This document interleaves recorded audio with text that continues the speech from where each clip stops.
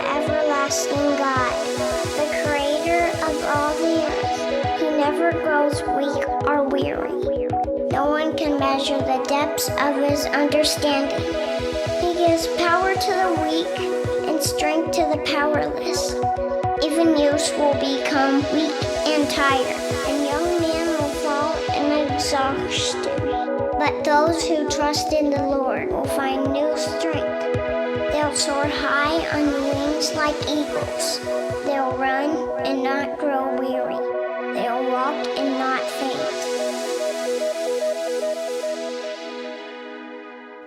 Good morning. I hope everyone is doing well today. My favorite, chocolate. Do any of you have a favorite flavor of ice cream? Have you ever been to the grocery store with your brother or sister trying to figure out which flavor to buy? You want Moose Tracks, but your sister really likes vanilla. And in that moment, you've got a choice to make. You could put up a big fuss and say, she always gets to pick. It's not fair. Or you could just say, okay, let's get vanilla. You could show some humility. And if you remember, humility is putting others first by giving up what you think you deserve.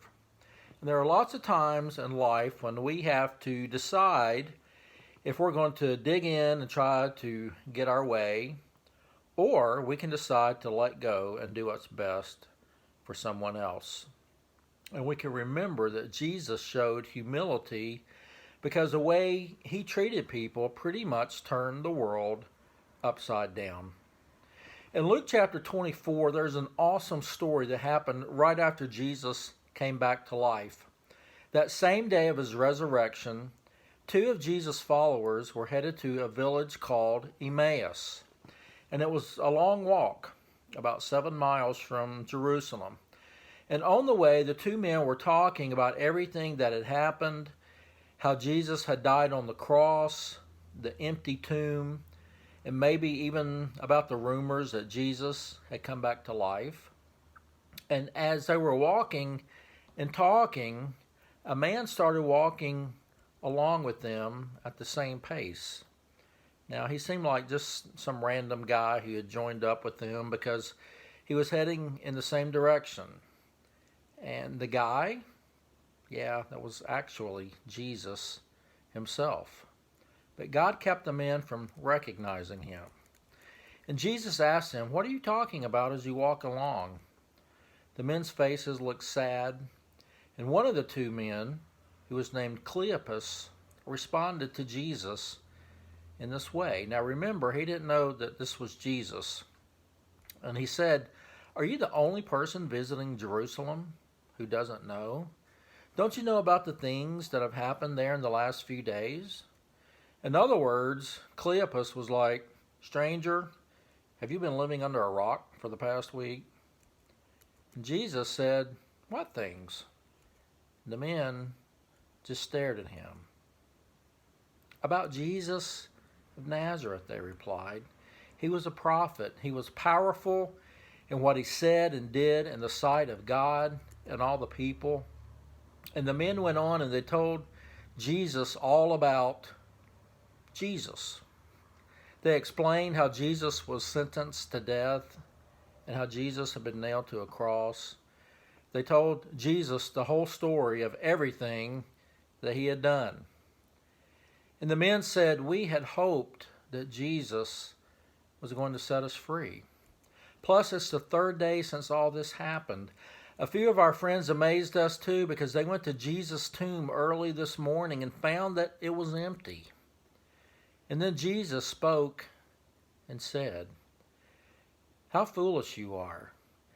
How long it takes you to believe all that the prophets said. Didn't the Messiah have to suffer these things and then receive his glory?" And Jesus went on to remind them of all the scriptures that laid out God's master plan. However, since the beginning, God had planned to send a Savior. And he went back all the way to Moses and the prophets. And this probably took a while. Now remember, they were on a road to Emmaus, which was a 7-mile journey. So who knows? Maybe Jesus talked for like 5 or 6 of those miles. And he talked about all of the scriptures that predicted his birth, his life, and his death. And as they neared Emmaus, Jesus kept on walking and talking as if he was going on further down the path. And the guys who were totally amazed by this man wanted him to stay a bit longer, and they tried to keep him from leaving. And they asked him to stay with them since it was getting late. Jesus agreed to stay with the men. And they sat down together for an evening meal. Jesus took the bread, gave thanks, and broke it. And he started to give it to them. And immediately it was like the men's eyes were opened and they realized that it was Jesus. But then in an instant, Jesus disappeared from their sight. Now, think about how excited these two guys must have been. They had just sat down to a meal after a 7-mile journey, but once they figured out that Jesus himself had been with them, they got up and they booked it all the way back to Jerusalem, and they found the 11 disciples and started telling them everything that had happened. And they told the rest of the disciples how Jesus had walked alongside with them, how he had explained the scriptures, and how they finally realized it was him when he broke the bread. It was true. Jesus was alive. The disciples started to get a better idea about just how big God's plan really was. It was bigger and stretched longer and farther through history than any of them could possibly imagine. It's like our bottom line says for the week. There's always more to discover about God's plan. The disciples thought that they had seen the end of the story when Jesus died on the cross, but God's plan was so much bigger than what they could even imagine. We can't always see the full story of our own lives, but we trust that God can.